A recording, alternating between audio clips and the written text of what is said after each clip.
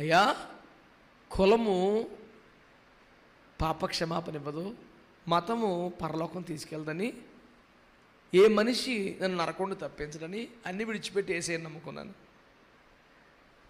అన్ని విడిచిపెట్టి నమ్ముకున్నావా? అన్నిటితో పాటు నమ్ముకున్నావా?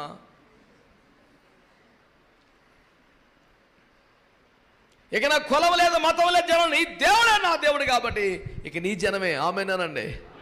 మారు మనసు పొందిన వాళ్ళే, ఆత్మను పొందిన వాళ్ళు, పరిశుద్ధులే, సంఘమే, నీ జనమే నా జనం. నాకు సపరేట్ జనం అక్కర్లేదు.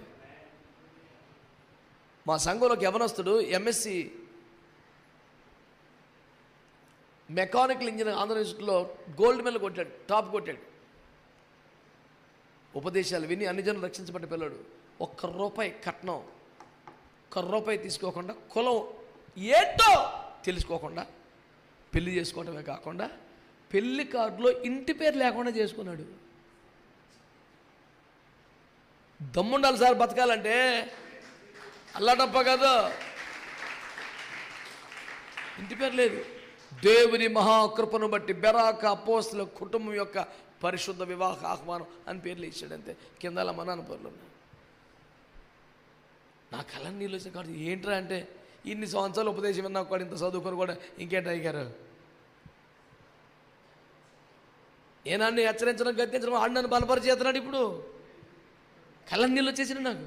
ఇన్ని సంవత్సరాలు మీ ఉపదేశాలన్నీ పెరిగి చదువుకొని స్థాయికి వచ్చి మరి ఇంకా కులం, మతం, గోత్రం ఎవరికండి అయ్యారు? అయ్యానేట నేనే లేనిపోయిన ప్రాబ్లం వస్తే నేను టెన్షన్ పడుతున్నాను. ఇంకా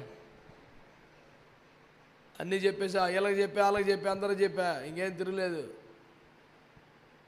మొత్తం అన్ని జనులకి ఎదురన్నా రేపు వస్తారంటావా? వచ్చినాడే మనోడు అన్నాడు. ఆడు పిల్లాడు అంటే కాదు. ఒకసారి మీ నాన్న నెంబర్ నాకేం, నాన్నతో మాట్లాడా. వీడు కొంచెం ఆవేశంగా ఉన్నాడు. పరిస్థితి ఎలా ఉంటుందో నాయన ఏంటంటే, పర్లేదు సార్, ఆడు ఏదైనా చెడిపోతే మేము బాధపడతాం కానీ ఆడు మంచి దారిలో ఉన్నాడు కదండి, ఆడికి ఇష్టమైనట్టు జరగండి, ఏం పర్లేదు. నాకే అక్కలేని ఉద్యోగం వచ్చేసింది. దేవునికి స్తోత్రం. చాలా బాధ్యతలు ఎత్తినేసుకొని అంగరంగ వైపు చేసి పడేసాను. దేవునికి స్తోత్రం కలుగునుగా. మరి ఆడు ఉపదేశంలోకి వస్తే, సహవాసంలోకి వస్తే మనకు కూడా ఉద్యోగం ఉంటుంది కదా. నేను చదువుకున్నాను, నాకు ఉద్యోగం వచ్చింది. ఇట్లా పూర్తి చేస్తుంటే క్యాంపస్ సెలక్షన్స్లో బాంబేలో కంపెనీలో ఆయిల్ కార్పొరేషన్లో జాబ్ వచ్చింది. నెలకి 75,000. హాస్టల్లో చదువుకున్న పిల్లోడు. ఈ రోజుకి వాళ్ళ నాన్నగారు ఒక బుక్ బైండింగ్ ప్రెస్లో పుస్తకాలు కొడతాడు. చాలా తక్కువ జీతం, 5-6 వేలు జీతం వస్తుంది. చిన్నప్పటి నుంచి హాస్టలే. అలాంటి వాడికి నెలకి 75,000 జీతం అంటే ఎంత గొప్ప అండి. సహవాసం దూరం అయితే మళ్ళీ కొత్తగా రక్షణలోకి వచ్చాం, బలహీన పడిపోతామని వదిలేసి 25,000 చేరాడు వైజాగ్లో. నెలకి 50,000 అవడం, జీవితంలో 50,000 వదులుకోడు ఎవడో. నెలకి 50,000 వదులుకుంటాడు, హ్యాపీగా ఉన్నాడు. పోనీ కట్నమా, చిచ్చి, కులమా, అబ్బే.